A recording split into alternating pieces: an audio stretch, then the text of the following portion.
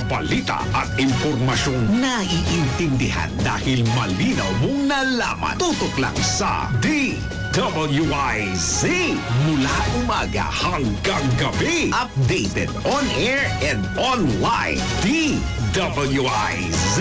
Nagbabalita ng tama. Naglilingkod ng tama.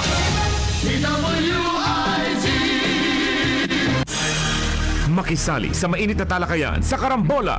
Live na napapanood ang Karambola via DWIZ 882 Facebook page. Maaari ninyong ipadala ang inyong mga komento o opinion sa aming mga text line 0908-136-6060 o tumawag sa aming hotline 470-1750-54. Karambola Nationwide.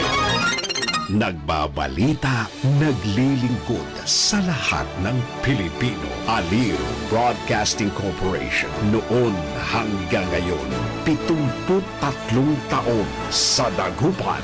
89.3 DWIZ.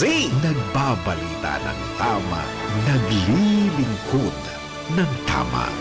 DWIZ. Ang balitang ito ay hatid sa inyo ng M. Luwilier. Basta kwarta padala, mag M. Luwilier na. Lahat sigurado. Todo balita, Lunes hanggang Sabado dito sa DWIZ FM 89.3 News Radio Dagupan.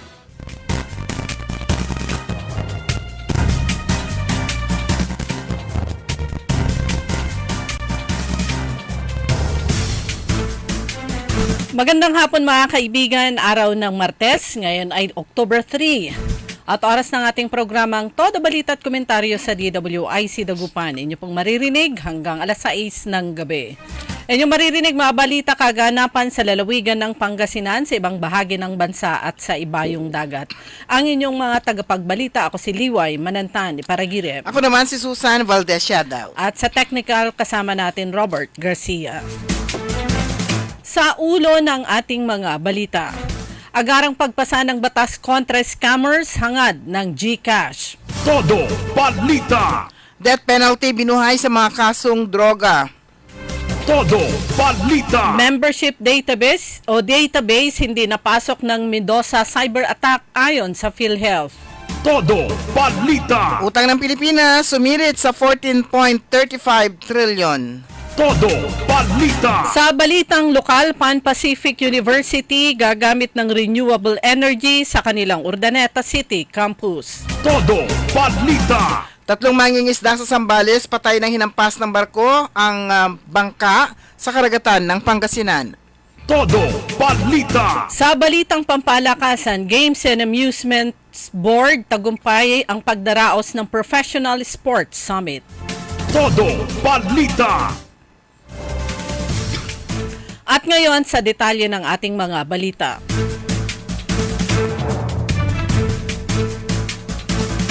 Kaugnay sa patuloy nitong kampanya para mapanatiling ligtas ang mga e-wallet users, nagpahayag na matibay na suporta ang GCash sa agarang pagpasa ng mga batas upang lubusang mapanagot ang mga scammer at mga fraudster.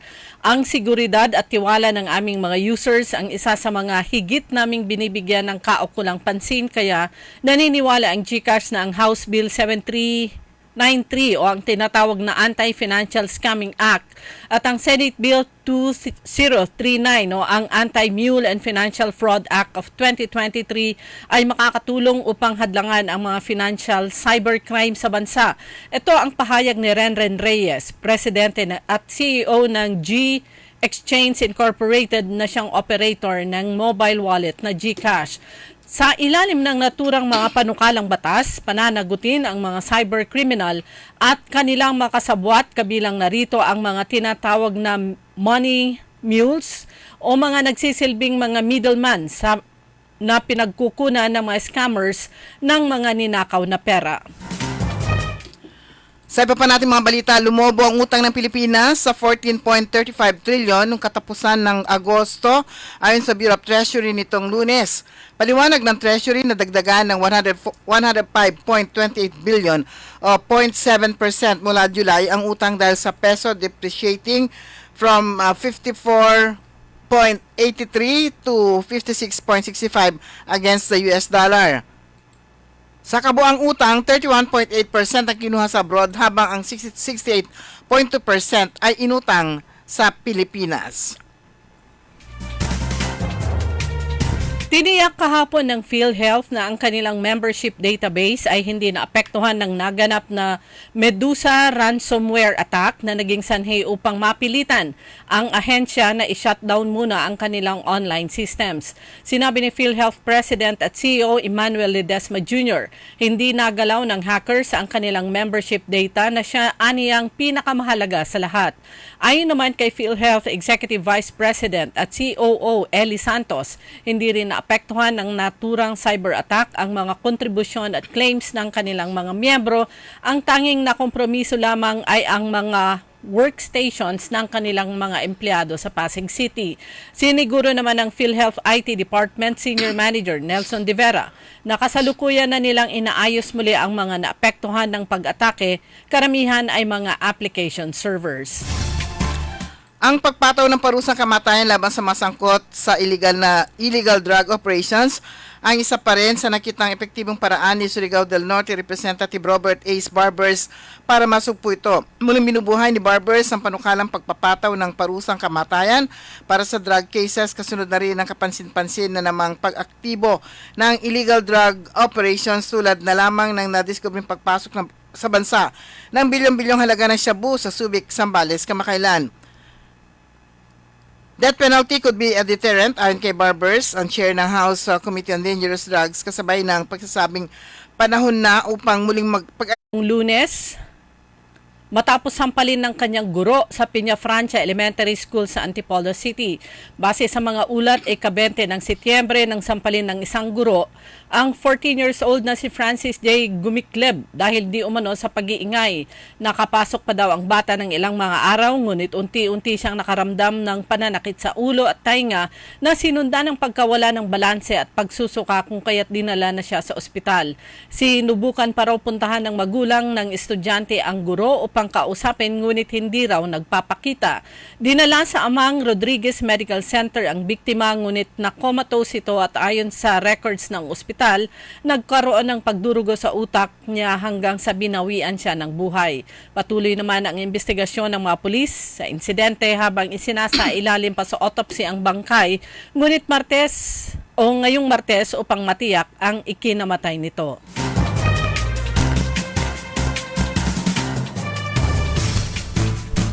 Dumako naman tayo sa ating mga balitang lokal.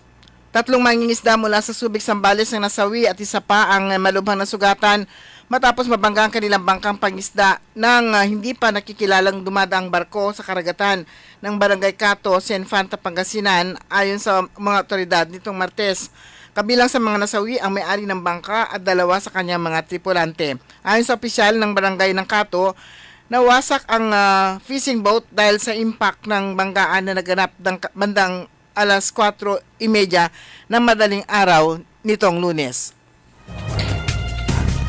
Formal na ginanap kaninang umaga ang public commissioning of solar panels ng Pan Pacific University. Ang nasabing universidad ay matatagpuan sa Urdaneta City. Ang programa ay pinangunahan ni Dr. Ronda Padilla, University President, at ng Chief Operating Officer na si Dr. Engelbert Pasag.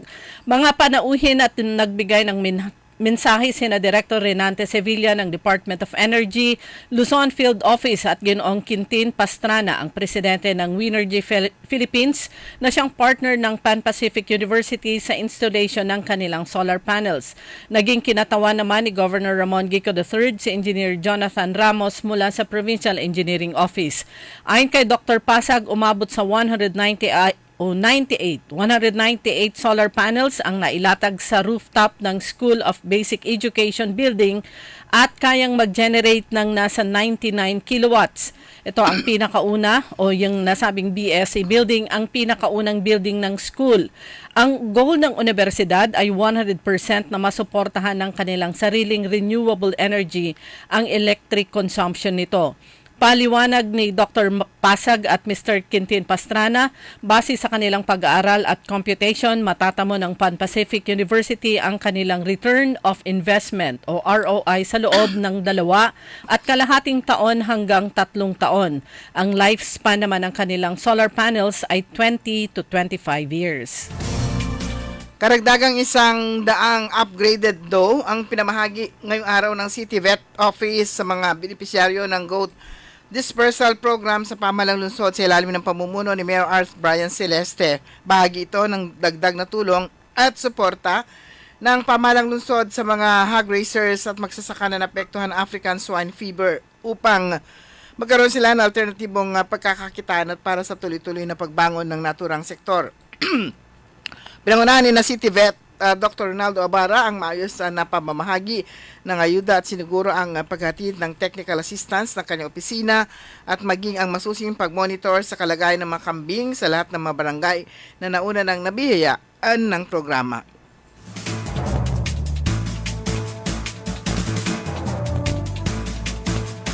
Balita naman mula sa Kapitolyo, nilagnaan ang Memorandum of Understanding sa pagitan ng Center for Disaster Preparedness Foundation Incorporated at Local Government Unit ng Pangasinan itong ika-29 ng Setyembre sa Pangasinan Training and Development Center 1. Ang main partner municipalities sa implementasyon ng nabanggit na proyekto ay ang mga bayan ng Alcala, Bautista, Bugalyon, Lingayen, Mangatarem, Rosales, Oribistondo at lungsod ng San Carlos. Ang mga nasabing bayan at syudad ay malapit sa Agno River Basin. Ang pilot project ay sisimulan sa 8 barangay na kinabibilangan ng Macayo, Diaz, Rizal, Angatil, Bunlalakaw, Kabayawasan, Mabalbalino at Pangapisan North. Bago nito, ang pamahalang panlalawigan ng Pangasinan sa pamamagitan ng Provincial Disaster Risk Reduction and Management Office ay nagsagawa ng konsultasyon sa iba't ibang local government units na pagkasundaang magtutulungan upang tugunan ang problema sa pagbaha.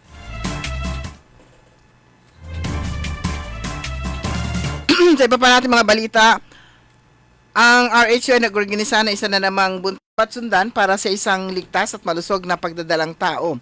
Sa ikalawang araw naman, nakatakdang magsalta si Dr. Lorilyn Mangarin, isang obstetrician, gynecologist at ultrasound subspecialist. Mensahe ni Municipal Administrator Attorney Rodelyn Rajini Sagarino Bidad bilang kinatawan ni Mayor Nina Jose Quiambao. As a crucial part of a woman's life, ang pagbubuntis is an act of joy and anticipation, lalong-lalo na kapag first-time mom ka.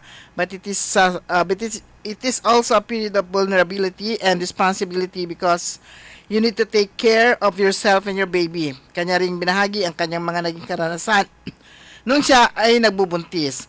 Upang mapanatili ang kaginhawaan ng mga buntis habang nasa lecture, mayroong naganap na coloring activity para sa mga batang kasama nila.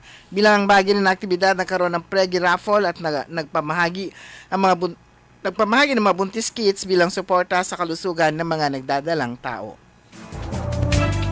Dumako tayo sa mga balitang pampalakasan. Pinamunuan ni Games and Amusement Board Chairman Attorney Richard Clarin ang matagumpay na pagdaraos ng 2023 Philippine Professional Sports Summit ginanap sa PICC sa Pasay City nitong September 29 at 30.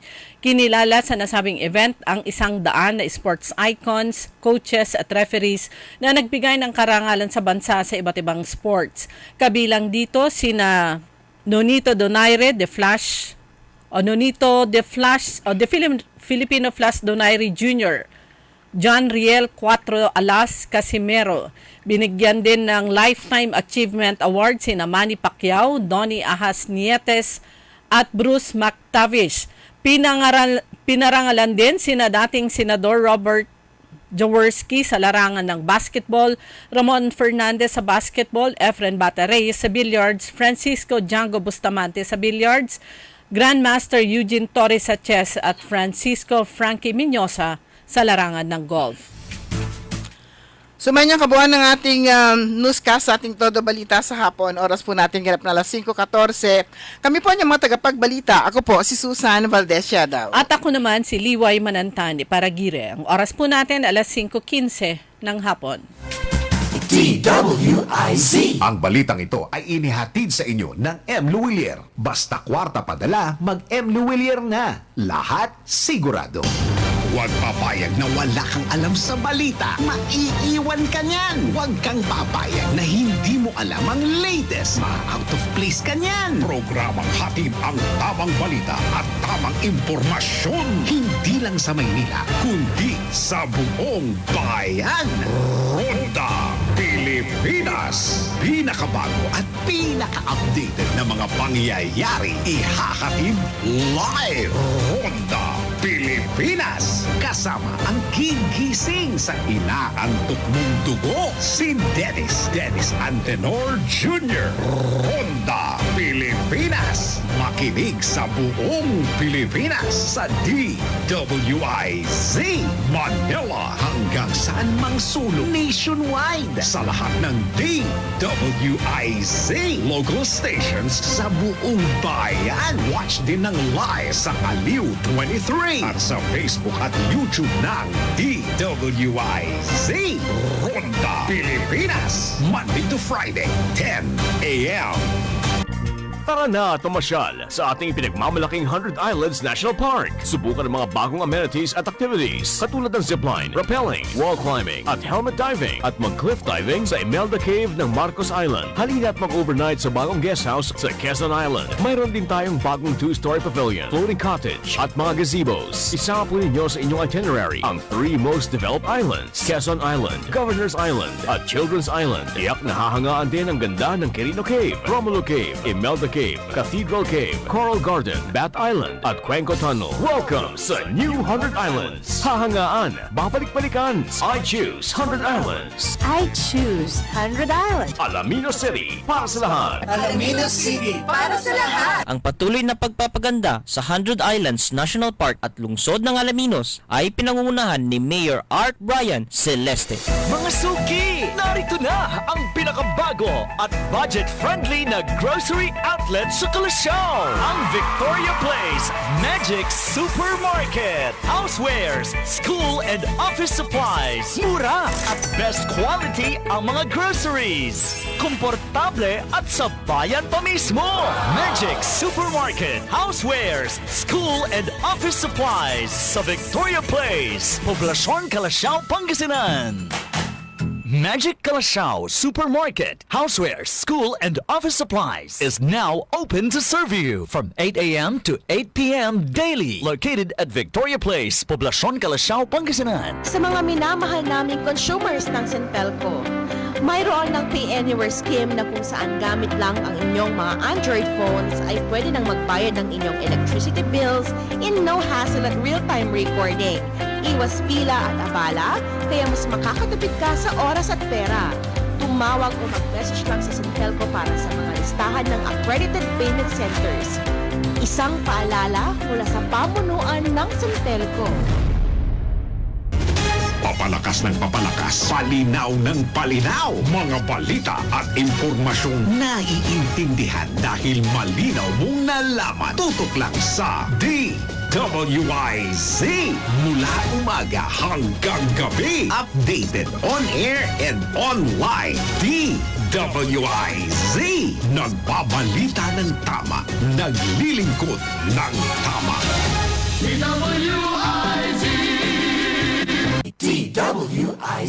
Liway Manantan at Isusan Yadaw. sa Todo Balita.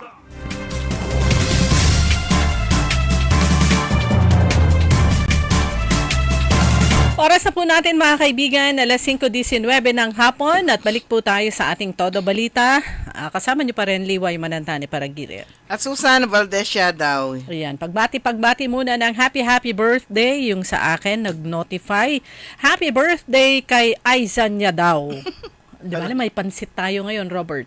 At saka si kasama natin dati sa trabaho pero balik TV siya si Elaine Fulgencio Espanyol. Happy birthday. Ayan, happy birthday. Ito rin naman dati rin sa radyo si Councilor Rodito Austria ng Malasiki. Councilor, good afternoon. Pero siya ang president ng siya yung president ng Rotary Club of Metro Malasiki at induction nila Ngayon. sa Friday. Ayan. October 6, 2023 sa Cabalian Cove Resort Barangay Magtaking, San Carlos San City. Carlos City. Ayan. Congratulations kay Councilor Rodito Austria. Ayan, congratulations. And so far yung panahon po natin ay mahirap eksplika. Pero hindi naman, parang ambun-ambun lang naman siya. Pero si Pero may Jenny, bagyo, diba? si Jenny, di ba? Tawag mo. Mag-intensify etong midweek. Pero hindi po dito sa atin. Pero ramdam natin siya. Dahil panahon naman po ng panahon ng tag-ulan. Sabi dito sa report, peak intensity signal number 2 itinaas sa Batanes dahil kay Jenny, Typhoon Jenny. Pag Batanes lang ramdam natin. Parang malapit lang si Batanes pero layo niya, no? Oo, kasi hirap nating mapuntahan. Parang layo niya. Pero yung isang lugar na gustong-gusto kong marating. Kaya lang mahal ang pamasahe. Oo, tsaka yung sasakyan maliit. Mm-mm. Pero ngayong araw po, Tuesday na talaga. Tuesday o Miyerkules? Tuesday nga. Tuesday. Ayan, regular session ng Sangguniang Panlunsod. At as usual, masaya. Tapos na naman ang Alin? masaya, masaya talaga. Kailangan positive thinker. Kasi may mga time. Kailangan positive ka palagi. Kasi may mga panahon na talagang masaya naman sila. Kasi kung hindi tayo magkakasakit ka kapag hindi ka positive. Kaya kailangan positive ka palagi. Masaya yan. Masaya talaga. Masaya. Kasi, Makulay kasi puro nagsimula sa privilege speech. Parang May Councilor Red. Parang puro privilege hour lang nangyari. Pagkatapos tapos na. Ganun. Anong pinag-usapan? Hindi ko na alam kung anong pinag-usapan nilang Pero siyempre, ang issue pa rin, yung dun sa pagpasa nga ng budget during wala yung tatlo. Ang usapan diyan is yung labasan sila ng Supreme Court decision. Naglabas din si Councilor Jigs ng Supreme Court decision na parang pabor nga doon sa pagpasa nila. Oo. Pero nung research, meron kasi sila yung nag-research, yung binanggit na Supreme Court ruling daw ni Councilor Jigs,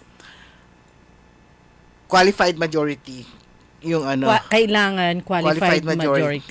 Yung ginawa nila ay simple majority. Simple majority. Ang ibig po sabihin kasi ng simple majority is kung sino lang yung present na majority ng present.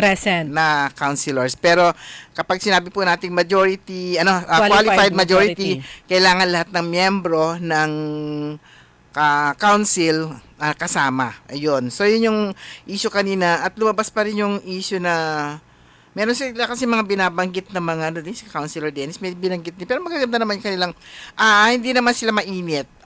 Kalmante silang nagsasalita. Yung kanilang, si Councilor Dennis, meron din siyang binanggit na quote, something na, magtulungan, ganon. So, meron yung mga, balikan lang ng kuro-kuro na ulit-ulit. Kuro-kuro, ulit-ulit, balipal-pawil. Ulit-ulit. Sinabi na, tapos basta sabihin ulit. Pero yun nga, ang issue dito, lumabas din yung isa tinanong din ni Councilor Dada. Kasi nga sinasabi nga yung dapat napaka-importante, dapat ipasagad. Bakit tinanong nila? Bakit nung panahon ni Mayor Brian, pa yun that time? Taon-taon. Hindi, pa yun yung pandemic that time. Talagang kailangan ng ang ipasang budget. Bakit hindi nyo ipinasa? Konto. Tapos may sinabi, we will never forget. Sabi ni Councilor Dada. Kasi that time, di ba? Hindi ko lang maano yung pagka-deliver niya, pero maganda yung pagkasabi niya, we will never forget. Kasi pinasa nila, June na. Tapos na yung eleksyon. Actually, tapos na yung election at talo si Mayor Oo, sa kanila si pinasa. Mayor Brian that time. At kahit na ipinasa nila, hindi na pakikinabangan. Ang makikinabang na noon ay si ano. Kaya nga, talagang we will never forget. Kung kasi sila, kung mag-akusa sila ng yung tungkol sa budget na dapat ipasa, parang hindi nila ginawa. At matagal na nila ginagawa actually. Oo. Tagal Even nilang during the ginagawa. time, kung hindi tayo nagkakaroon, even during the time of the late Mayor Benjamin. Oo, talagang lagi nilang ginagawa. Tapos kapag kapag ano naman, hindi gumaganti, hindi nila ginagawa, wala silang ginagawang katulad ng ginagawa nila. So ngayon lang, talagang binubusisi naman. Hindi naman sa gumaganti, kundi talagang binubusisi. Meron kasing hinihingi mga dokumento na sinasabi nga nilang may mga dokumentong kailangan, kaya nga hindi nila inipasa. Pero nakakatuwa dyan, bandang 2:00, si Manang, as usual, siya yung referee, taga-stop. Sabi niya, nung oras na, mag-12 na, alam nyo kami mga senior citizen, madaling maggurok-gok-gok mga tiyan namin. Tapos may pinakita siya, I have 2 letters here. So, pinakita niya yung mga letter. Tapos, actually, meron dong at tayo dito dapat ganyan, nakakasundo, ganyan, we are one. At ikaw, sabi niya, Vice Mayor Kua, kilala ko ang nanay mo, magkaklase kami. Mabait siya. Sana yung mga tinuturo niya, parang ganun. Parang yung turo ng nanay mo, parang i-apply mo sa lahat. Para maging fair ka sa lahat. Parang ganun Parang kulang na lang parang sinabing, tinuturo ka ba ng nanay mo? Parang ganun Parang ganun na lang. Pero hindi naman ganun actually yung pagkasabi niya. Maganda yung pagkasabi niya. After nun, wala namang nakala ko nung siya na yung last, nagsalta pa si Councilor Michael, pero about something iba na yung iba na issue. Talagang ito DILG tsaka DILG at tsaka DBM. DBM. Kapag lumabas na yung kanilang opinion kasi nga sumulat na nga yung majority tungkol dito. So yun malalaman kung papaano. At saka yung explanation nila kung bakit siya inoperative. Inoperative kasi nga, naunang naipasa daw yung budget bago yung AIP. Yan. So kaya naging inoperative siya. Ayan. Yung AIP na yan ay Annual Investment Plan. Annual Investment Plan na ipinasa ng, syempre mula pa rin sa po yan. So, yung parang nagkamali lang ng proseso, kaya siya naging inoperative. So, yan, abangan pa rin, sana mabilis kasi patapos na yung taon. October, mamaya na, November, December, 2 buwan na lang. Mag-overlap na dun sa pagripaso na naman ng bagong proposed budget for 2024. Oo, sana nga, bilisan ng DILG at ng, nitong DBM, kung ano man yung magiging opinion nila, para matuldukan na yung na yan, usapin na yan, at least matuldukan or move on. Or, pero sabi nga, may mga, kasi sabi nga nun, hindi naman sila pwedeng hindi gagalaw. Hindi mag-action kung alam nilang may mali. Sabi nga, kasi ang iniisis ng kabila, ng minority na walang mali, walang irregular. So, nung magsalita rin si Councilor Alvin Cocchia, sabi niya, hindi kami tatayo dito para magreklamo kung walang nangyaring irregularidad. Ganto. Kaya kami tumatayo dito at sinasabi namin na merong irregularidad kasi may nangyaring irregularidad. Ganto. Kasi sinasabi nga na walang mali. Tama yung ginawa nila. So, balikan, ulit-ulit lang din yung mga pangyayari. At yung sabi nga, sana maging makatotohanan. Yung sasabihin nila, maging honest sila sa mga sarili nila. Kasi nga, meron yung sinabi na dapat daw nagtutulungan, ganyan. Ang sabi naman ni Councilor Red, sana nga, maging honest tayo sa sinasabi natin. So, kung sakali, kasi noon, alam niyo naman na meron kami nanghihingi, sana kung nakikipagtulungan kayo noon, pag meron kami hinihingi mga dokumento, sana, tinutulungan nyo kami na para tumulong kayo na umapila sa executive na ibigay yung mga dokumentong yon, mga bla bla. So, kumbaga yung pagtutulungan, hindi siya one-sided. At hindi siya one way. Pero ito rin sabi rin ni Councilor Red, kung ikaw, Councilor, kasi nga siya yung nagsabi na nagtutulungan, dapat ganyan. Kung ikaw, Councilor Dennis, kung ikaw ang magiging, kung sakali ikaw ay maging, ikaw maging chair ng Committee on Appropriations, kung sakali ba na may hiningi ka na kailangang dokumento at hindi binigay sa iyo, ano mararamdaman mo, anong gagawin mo? Sinagot niya 'yon. Sabi niya, kung ako mabibigyan ako ng chance na maging chair daw ng appropriations, makikipagtulungan daw siya sa local executive, magpapakumbaba ako, napupunta ako sa local chief executive at kukunin kong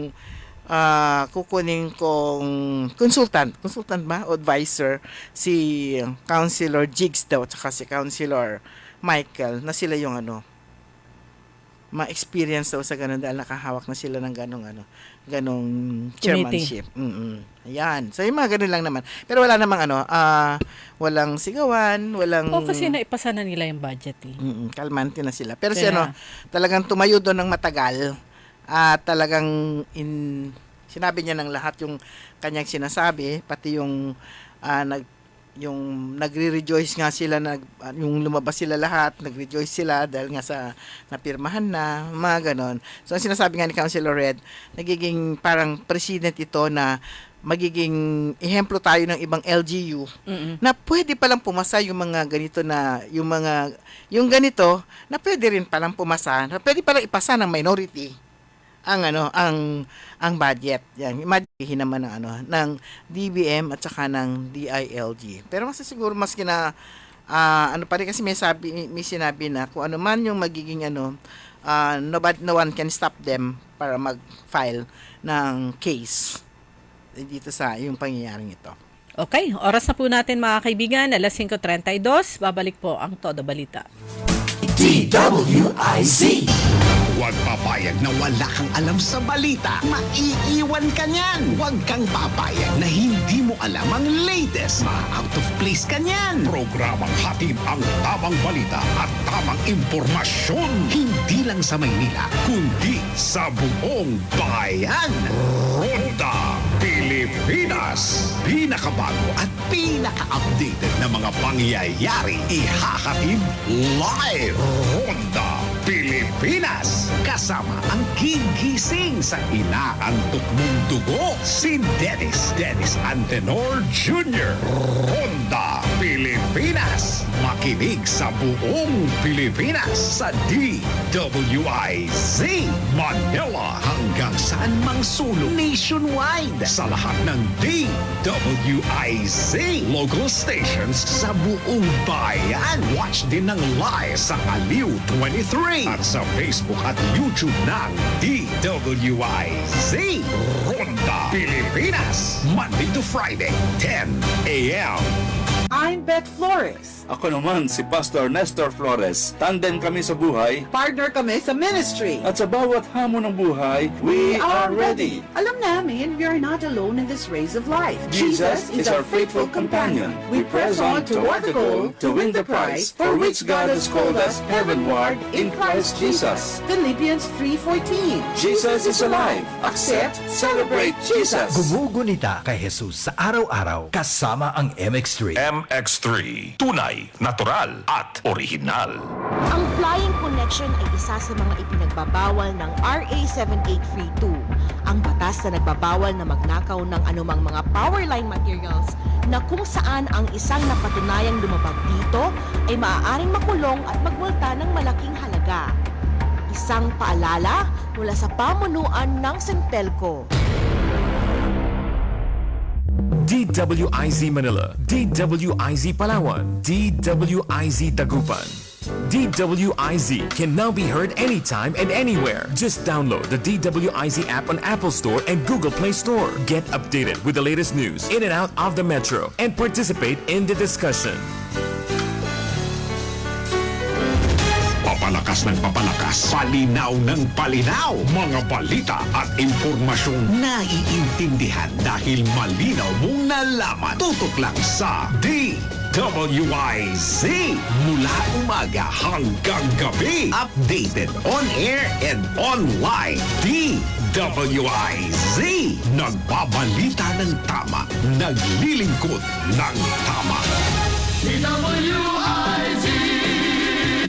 DWIZ. Liway Manantan at Isusan Yadaw. sa Todo Balita. Oras na po natin mga kaibigan, alas 5:35 na po ng hapon. Yung pinuntahan ko kanina, yan, yung kanilang commissioning ng kanilang solar panels.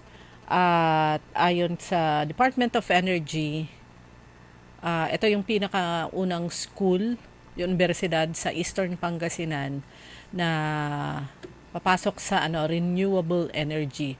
Sabi nga natin kanina, ang laki ng kanilang investment. Pero ang sabi naman, after ng ROI nila within 3 years, malaki naman na yung matitipid nila. So ayon kay Dr. yung kanilang Chief Operating Officer ng Pan Pacific University, ay whatever na matitipid nila, doon ako humanga whatever na matitipid nila later, ay gagamitin naman nila para dagdagan pa yung kanilang sariling scholars.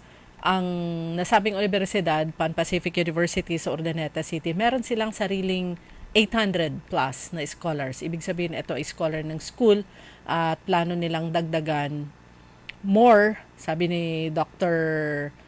Engelbert Pasag, pag makikita na andyan na yung savings nila out of that renewable energy, ay dadagdagan nila yung kanilang mga scholars. Isa pa sa napawawa ako kanina, in-implement nila sa kanilang universidad, nire-require nila ang kanilang mga estudyante na huwag magdala, huwag bumili, huwag magpasok ng mga bottled water. So, iniiwasan na nila yung mga plastics. So, lahat ng estudyante, pero syempre, in-educate pa nila yung mga first year sa nasabing school, ay magdala sila ng sarili nilang water tumbler. At sa school canteen, pwede silang mag-refill. Alam mo kung magkano yung refill? Baka yan, baka sa Urdaneta City bawal na yung paggamit ng plastic. So kailangan implement ito sa mga schools. Yung sa kanila talagang strictly para sa in-implement nila sa kanilang school. So part ng environmental program nila. So ang refill ng tubig sa kanilang canteen, laki nga naman ang matitipid, ay piso o kaya 2 piso lang ang refill. So, basta dala sila ng tumbler, pwede lang mag-refill. Siyempre, kung maghapon, kulang nga naman yung isang tumbler na tubig. So, very good. Sa mga public schools, in-encourage din yan. Kaya lang, siyempre, medyo yung compliance medyo mahirap. Pero andun yung effort ng Department of Education sa kanilang mga public schools, encouraging yung mga bata na magdala ng kanilang sariling tumbler. At meron namang mga water dispenser sa mga classrooms, pwede silang mag-refill po doon. At yan naman yung, kailan ngayon nauso yung napakamahal na tumbler. Magkano kaya yun? Yung anak ko, ba't ka bumili niyan? Uso. Anyway, at least matibay kasi yun. At least magdadala ng sarili niyang tubig yung bata, yung mga anak natin, at iinom sila. Kailangan silang uminom, hindi lang dahil sa nauuhaw sila, kundi kailangan bawasan nila yung karga ng kanilang tumbler para hindi napakabigat na kanilang bit-bit maghapon.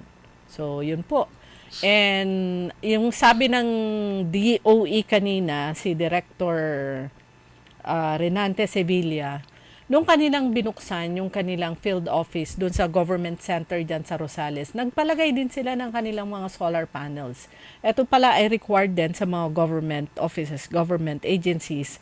At yung kapasidad ng kanilang solar panels, yung kanilang ikinabit, ay nasa 30 plus kilowatt hour.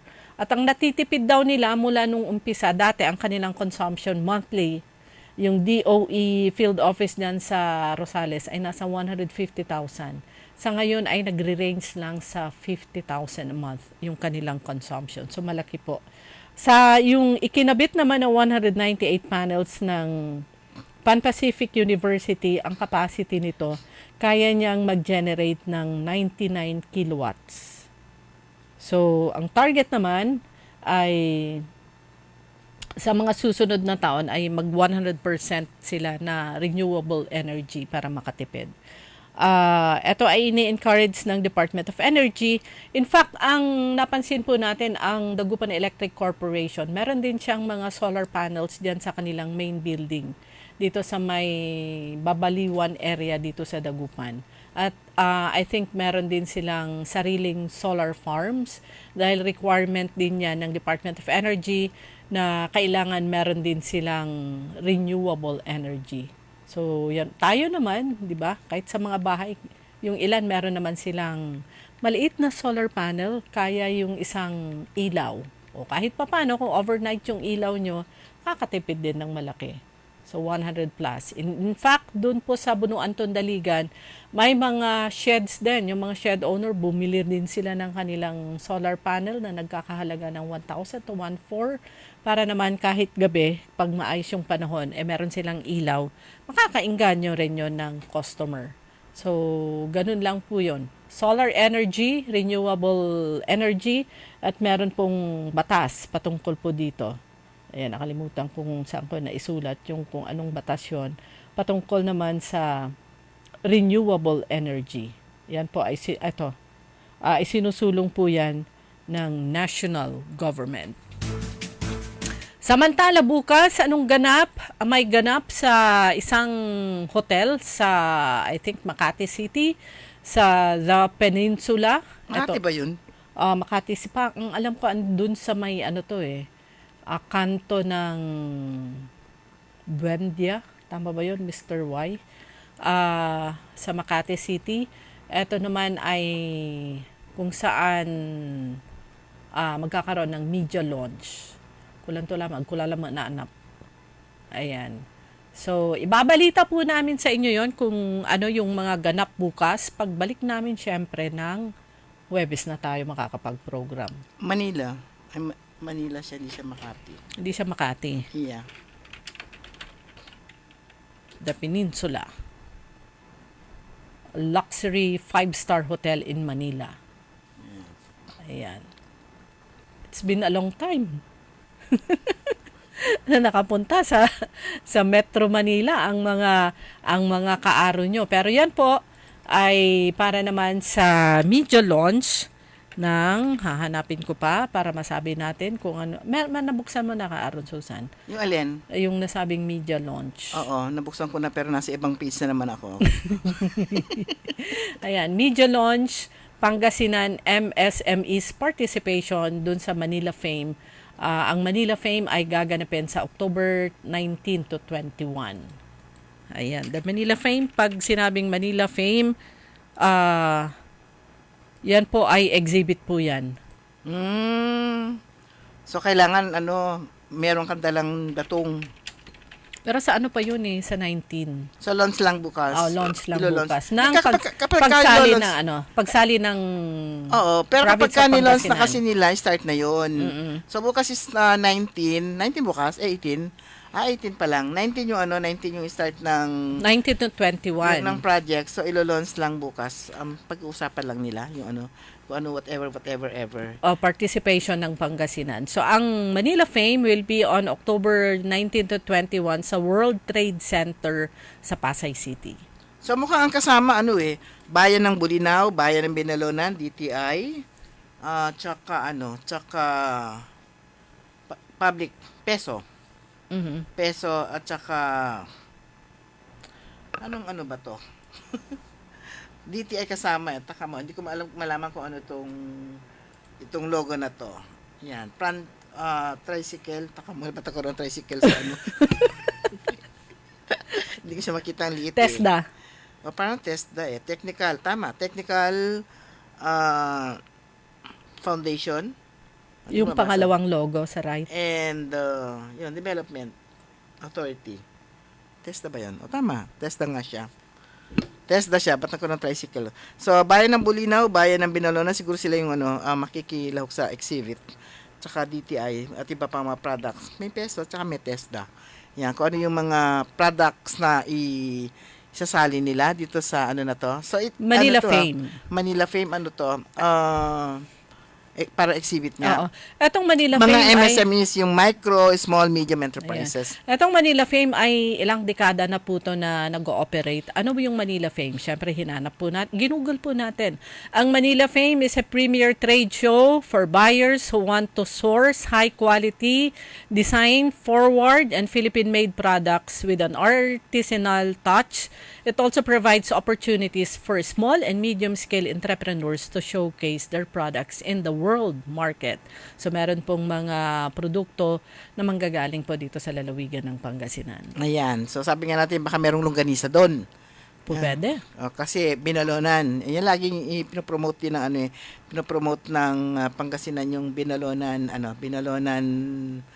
na longganisa. At saka siyempre mga products ng Bulinaw. At kung ano pa mga products na nandun, nagkataon lang nito nakita natin mga logo na nandito, kasama dito sa gaganaping Manila Fame. Launch ng Pangasinan MSME's participation in Manila Fame sa October 19 and 21. Okay. So, iba po, isa lamang po yun sa mga activities na gaganapin bukas. At ang oras po natin, ganap ng alas 5:46. Babalik po tayo pagkatapos wala mo na ilang paalala. DWIZ. Huwag papayag na wala kang alam sa balita. Maiiwan ka niyan. Huwag kang papayag na hindi mo alam ang latest. Ma-out of place ka niyan. Programang hatid ang tamang balita at tamang impormasyon. Hindi lang sa Maynila, kundi sa buong bayan. Ronda Pilipinas. Pinakabago at pinaka-updated na mga pangyayari. Ihahatid live. Ronda Pilipinas. Kasama ang gigising sa inaantok mong dugo, si Dennis Antenor Jr. Ronda Pilipinas. Makinig sa buong Pilipinas sa DWIZ Manila hanggang saan mang sulong nationwide sa lahat ng DWIZ local stations sa buong bayan. Watch din ng live sa Aliw 23 at sa Facebook at YouTube ng DWIZ Ronda Pilipinas, Monday to Friday, 10 a.m. DWIZ Manila, DWIZ Palawan, DWIZ Dagupan. DWIZ can now be heard anytime and anywhere. Just download the DWIZ app on Apple Store and Google Play Store. Get updated with the latest news in and out of the metro and participate in the discussion. Makisali sa mainit na talakayan sa Karambola. Live na napapanood ang Karambola via DWIZ 882 Facebook page. Maaari ninyong ipadala ang inyong mga komento o opinyon sa aming mga text line 0908-136-6060 o tumawag sa aming hotline 470-1750-54. Karambola Nationwide. Papalakas ng papalakas, palinaw ng palinaw, mga balita at impormasyong naiintindihan dahil malinaw mong nalaman. Tutok lang sa DWIZ mula umaga hanggang gabi. Updated on air and online. DWIZ nagbabalita ng tama, naglilingkod ng tama. DWIZ Liway Manantan at Isusan Yaraw sa Todo Balita.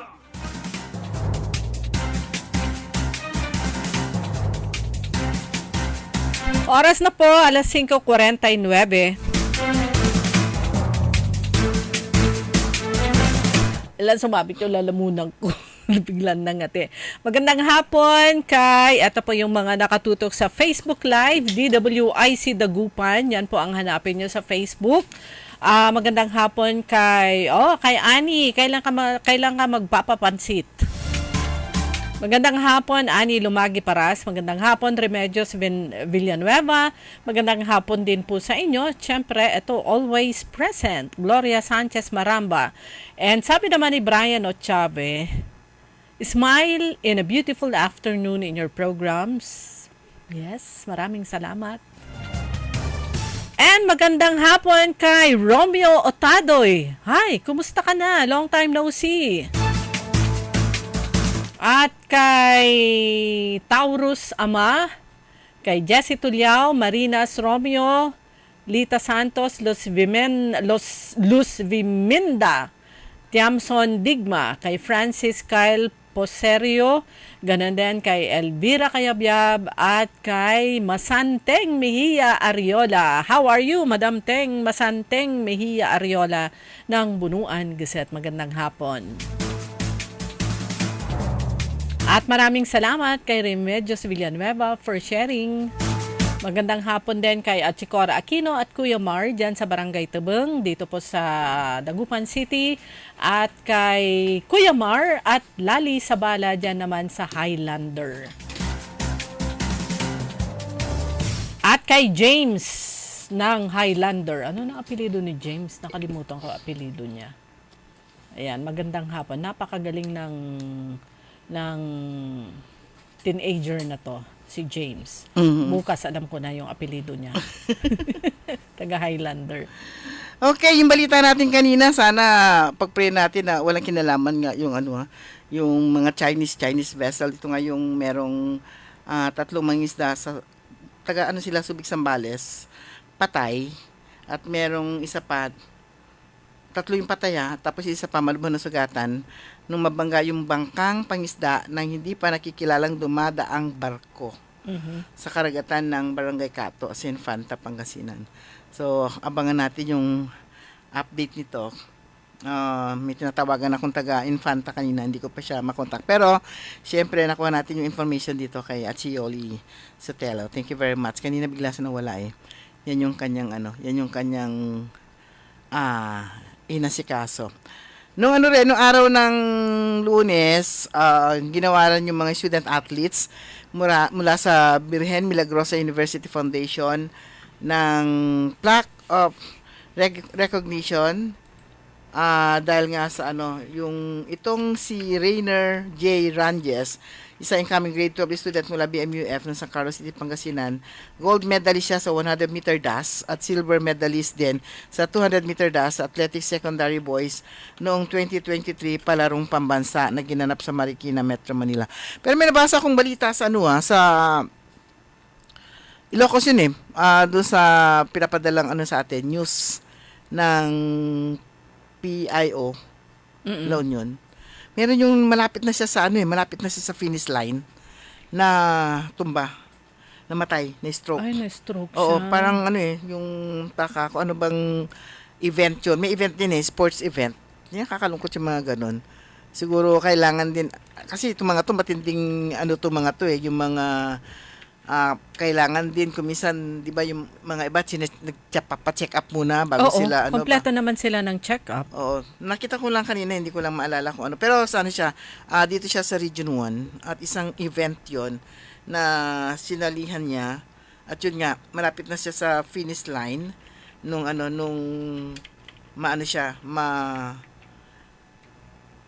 nadala pa siya sa ospital Pero nailipat pa siya pagkatapos nag-expire din. Yun nga, na-stroke siya while tumatakbo. Mamaya hanapin natin kung saan yun.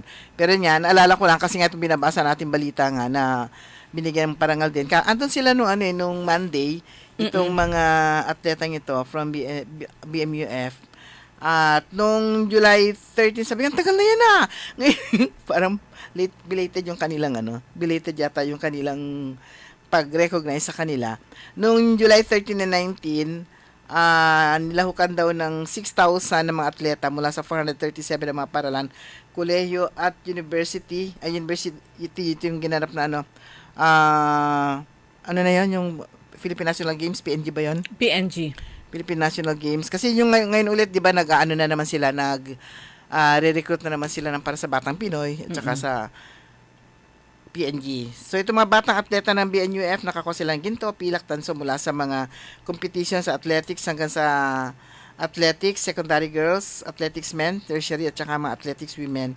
So, yung pagkilala sinagawa kaugnay sa 2 provincial resolution na inihain noong August 14, 2023 ni board member VC Ventanilla ng 3rd District. Siya yung may akda nung nabanggit na resolution at binati, pinuri mismo yung kanyang mga kasamaan dahil sa ginawa rin siya ng parangal bilang most exemplary leader at nakatanggap din siya ng ng katulad nung kay Brother Ashok Basandani. Meron ding award siya si yun, board member BC. Pareho sila dun sa sa Thailand. Punta rin siya doon. Meron nga silang picture na magkasama sila ni Kuya Ashok Basandani. So, most exemplary leader at man of excellence in public service of the year award sa Asia, Bangkok, Thailand, noong September 25. Ayan. And good luck din sa ating mga kababayan na miyembro ng Philippine team sa karate. Meron pong 2 mula sa Dagupan, mula sa Pangasinan. Siyempre, yung aking pamangkin, si Matthew Manantan at si Arian Brito. Pareho po silang pasok sa Philippine team. Congrats. At andun na sila sa Hangzhou, China, para naman sa 2023 Asian Games. So, good luck at inaantabayanan natin kay minessage ko si Dr. Alejandro Enrico Vasquez ng Waduryo at ng Philippine team na makikipagtagisan ng galing sa sports sa nasabing 2023 Asian Games. Ayan, ito na po yun. Plus, syempre, yung inaantabayanan din kung magiging maganda ba ang performance ng Gilas basketball team, men at saka women's team. So, yan po yun. Gilas Pilipinas. At usong-uso po ngayon na naman sa Facebook yung application doon, mga throwback picture, iba't ibang itsura, at napipeke tayo kung minsan. Akala na picture talaga nila. Nay, ang dami-dami naman na nilang may ganon. Kaya ba ay na meron na ring throwback pictures. Naisahan ako doon naisahan ako. Gwapo pala niya. Ang gwapo pala niya noon. Ganon yung pala mga mga pampagwapong tawag doon. Meron silang beautifier ng mga Kasi lahat ng mga pictures magaganda lahat Okay, sa Sabado, magkakaroon ng yung ulit, yung parang Pangasinan District 4 Coffee Competition sa Sabado 1:30 sa Mayor's Pavilion, Tandaligan Beach. Ito yung sinasalihan ng anak ni Zuzain Dumantay, si Ivan Dumantay, na nag-champion na siya dito sa Pangasinan kaya sumali na siya sa national at nakapasok siya sa top 6. Yan, kung nakanalo siya dun sa kung nakapasok siya dun sa yung top 6 na yon, top 6 o top 3, pasok siya doon. Kung mananalo siya doon, pang international na siya. Kaya lang medyo hindi siya pinalad. So more. Wala namang hindi naman na yung bata, hindi naman siya, at least meron siyang chance na sumama palit sa ibang competition. Better luck next time. So kung ikaw ay barista o may-ari ng coffee shop, it's your time to shine. Pwede rin naman daw na as observer, as a coffee lover. O yan, yung mga hilig sa kape. Sabi ni Bads, sabi nila yung kape pampagising. Bakit daw siya matutulog? Bakit daw siya pampagising? Pero bakit daw siya matutulog na magkakape pa? Ayan. So, kung ikaw ay barista, may-ari ng coffee shop, pwede kayong sumama dito. Pwede rin naman daw as an observer, as a coffee lover, mag-chill at relax habang nanonood kayo ng competition kasama si Crush. Sabay-sabay, binasa ko lahat talaga. Ganun pala yung niya. Kasama si Crush o yung inspiration sa buhay. Ako, pang millennial talaga. May mga Crush. Sabay-sabay kiligin sa tamang timpla ng pinakamasarap na kafe na may kasamang art on the side po. Para sa coffee competitions, latte art of Brewers Cup categories, may magaganap na elimination round sa Caps and Berry, Arillanes, Tagupan City sa October 5. So, sa mga gusto sumali, look na lang dun sa posters for details. At saka yung napunta mo na ba yung Best Presso? Best Presso Hindi naman pa. ni Pupoy. Yung si Pupoy Celeste. Ano bang first name ni Pupoy? Ngayon Pupoy pa rin siya. Pupoy lang nanugang, Pupoy niya ganatan. Malulaki na. May Hindi, asawa na. may anak na nga Pupoy pa rin. Okay, meron ka, hindi mo nakita ito. May notice of disconnection ka dyan. Power interruption. Power interruption lang. Hindi pa disconnection. Kapag bayad naman, scheduled power interruption lang yan. Notice of disconnection ka dyan. Notice of power, schedule of power interruption sa, October 5, Biyernes yun. Hindi, Webes. Ang Sinpelco po, meron siya notice of power interruption sa October 5, alas 9 hanggang alas 5 ng hapon. Sa portion ng Bayangbang, Inan Lorenza, Inirangan at saka Tanulong at saka Maigpa. Magkakaroon ng alas 9 yun na. Anong oras? Anong oras na yung sinabi ko kanina? Alas 8, alas 9 hanggang alas 5 na hapon. Mahaba-haba rin yun.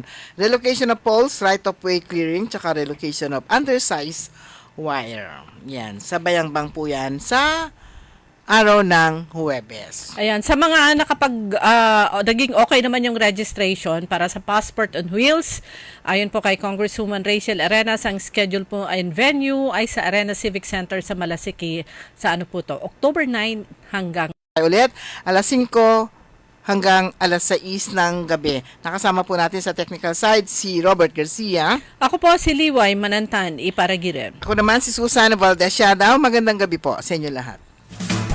Sumainyo ang Todo Balita, Lunes hanggang Sabado, dito sa DWIZ-FM 89.3 News Radio Dagupan. DWIZ.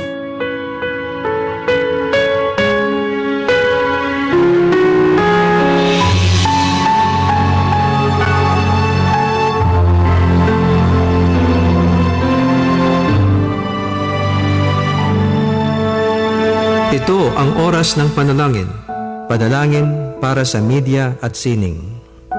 Ang mga petisyon na nilalaman ng panalangin ito ay hinango sa mga katuruan ng salita ng Diyos, ang Biblia.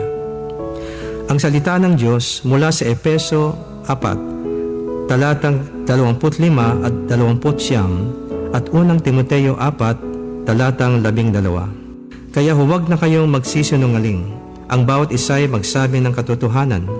Huwag kayong gumamit ng masasamang salita. Lagi ninyong sikapin na ang pangungusap ninyo'y makakabuti at angkop pahayag, mga manunulat at ang lahat ng bumubuo ng mga kawani ng aming mga pahayagan. Radyo, telebisyon, mga pelikula, social media, advertising.